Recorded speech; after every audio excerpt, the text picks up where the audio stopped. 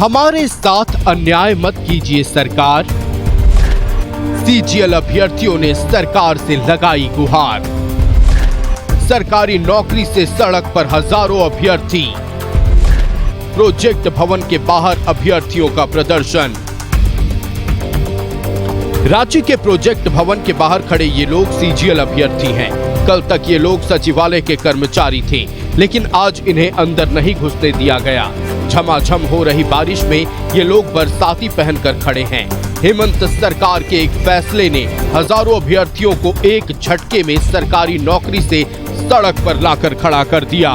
मुख्यमंत्री जी कुछ सोचें कि आप कोई भी छात्र अगर अनशन पे बैठेगा तो आप 2000 का कैंडिडेचर क्यों रद्द कर रहे हैं?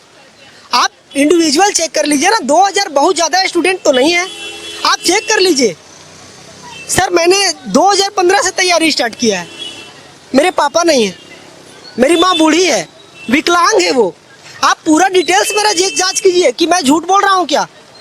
वो चल नहीं पाती है, पर महीना 2000 का उनका मैं दवा देता हूँ। कैसे होगा? आप माननीय मुख्यमंत्री जी, आपको कुछ तो सोचना चाहिए। आप हम लोग सेलेक्टेड कैंडिडेट को, मैं रेलवे से जॉब को रिजाइन करके आया हूँ। मैं इस एग्जाम के लिए 10 साल इंतजार भी पहले नौकरी कर आ चुके हैं।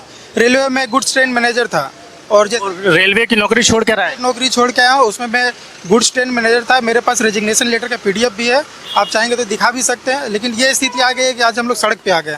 और एक बात कहना चाहूँगा कि न्याय व्यवस्था में एक चीज़ है कि किसी भी निर्दोषी को मतलब सजा नहीं मिलना चाहिए, इसीलिए डिले होता है। जस्टिस डिले का कारण क्या होता है? ताकि ट्रायल लिया जाए, ताकि दोषी तो आज न कल पकड़ा जाएगा, लेकिन जो निर्दोष को बचाना बहुत जरूरी है। करीब 2000 चयनित अभ्यर्थियों के सामने अब अपने भविष्य को लेकर अनिश्चितता खड़ी हो गई है। कुछ अभ्यर्थियों का कहना है कि केंद्र समेत अन्य विभाग की सरकारी नौकरी तक छोड़कर अपने राज्य में काम करने का फैसला लिया था। सरकार ने बिना उनका पक्ष सुने ही पूरी परीक्षा रद्द करने का फैसला लिया। इससे पहले 2019 से 2022 में LIC में विकास अधिकारी के रूप में काम किया हूँ। 2022 से 2026 जनवरी तक मैं फूड कॉर्पोरेशन ऑफ इंडिया में भी काम किया हूँ। उसके बाद मैं यहाँ ज्वाइन किया हूँ। नौकरी करते के साथ हमने इस जॉब की पढ़ाई की और सिलेक्शन लेकर के यहाँ आए।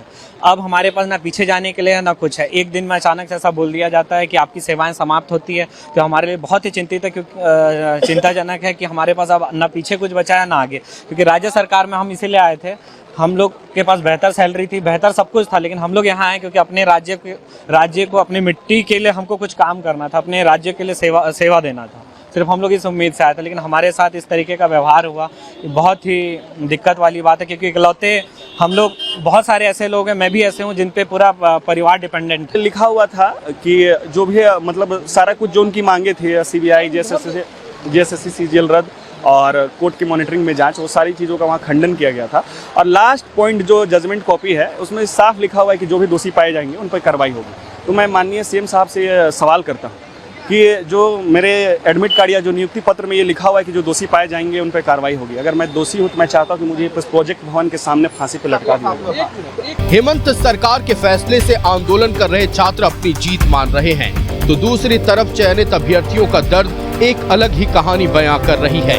इनकी आंखों में सिर्फ आंसू नहीं है, बल्कि सालों की मेहनत, टूटती उम्मीद और भविष्य को लेकर हजारों सवाल भी उठ रहे हैं। न्यूज़ 11 भारत के लिए रांची से राकेश की रिपोर्ट।